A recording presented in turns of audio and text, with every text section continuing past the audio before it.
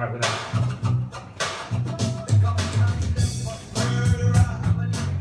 Slightly overly hip music for me, but that's okay. Does anyone have a parent with an 8-year-old child? Very specific question. Does anyone know an 8-year-old child? Are all 8-year-old male boys stupid as shit? Well, we're going to have a few stories, and they're largely me calling memories of when I was a stupid 8-year-old.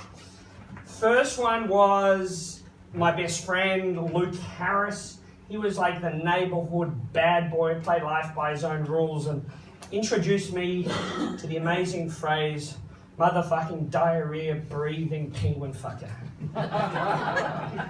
I had no idea what it meant, but I was impressed. And so one day, Luke and I attempted the famous Bo Morris flaming poo bag prank. Haven't heard of it? Okay. Basically just get a bag, paper bag from mum, don't tell her what it's for, fill it with dog poo, put it on your neighbour's thing, light it, ring the bell, run away. Elderly neighbour has to do the stamping of the flaming poo. It's not cool. It's not cool. I don't endorse this.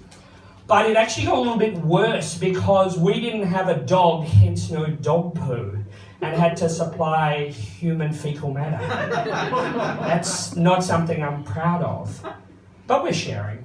The other one was when it was probably 8.5, and I was with another good friend, Gavin Yu, and we were watching the Curiosity Show. Do you remember that one? Yes. And yeah, so we watched that and we built a chlorine pipe bomb. So went in, got the pool, did a whole lot, and the hydrogen chloride reaction was a huge success. Out the front, took out my sister's Hyundai Excel.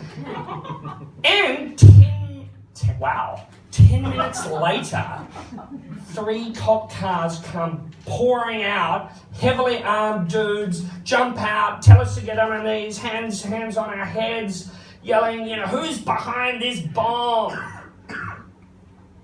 Gavin breaks, he cries, he points to me. Dirty fucking traitor.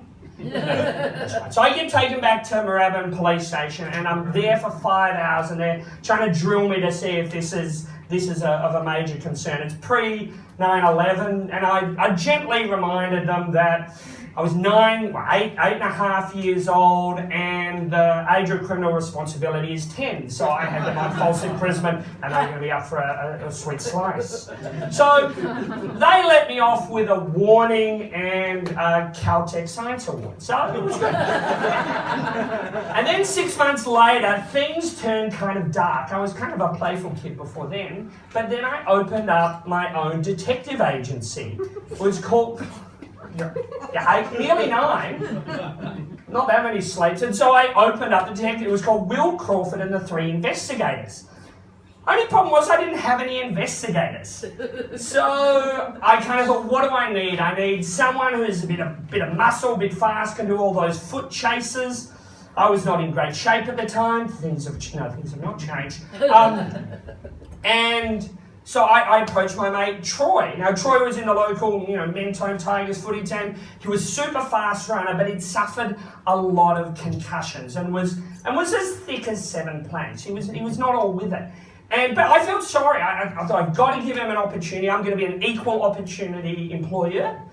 And, I also knew with those ABI kids, they're not very good at pay negotiations, so that was also a bonus. And then I needed a third, and so I scratched my head and thought Gavin Yu. Now, yes, the Judas from the chlorine pipe bomb incident, but by this stage, I'd forgiven him and his hair had grown back after the blast. So it was a win, and he was actually, despite all the scarring and Hellas, he was amazingly good looking. And in fact, he was so cute, we actually used him as eye candy in a case where we had to lure and catch a local pedo in the adventures of the stuttering parrot and the mischievous priest. We named all our adventures.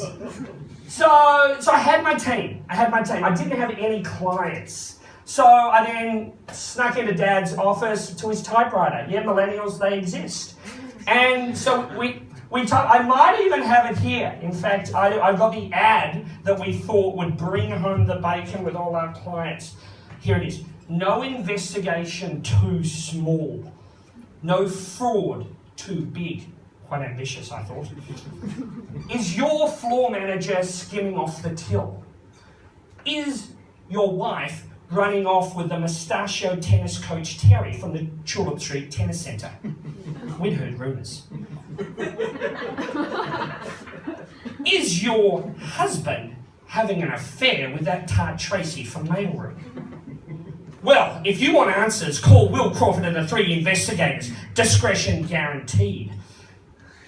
The clients didn't come. We put it up at the local butcher shop, hopeful, but we thought we had to do a bit of, we had to do some marketing. So we put it out there. We'd offer, a bit of, pimping of the mixed choir during Kiss Chase. It started small, but then we got into, fake IDs for the grade 6s from the art school, potato print press. It was all going great until we had a traitor in our midst.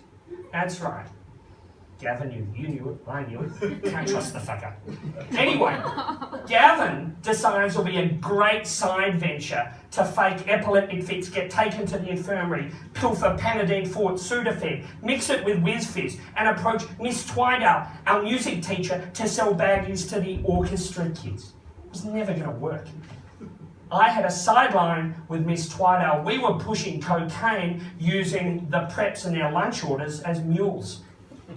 Learned one thing in the detective agency: never cross the boss. So during PE, during dodgeball, we had Gavin whacked.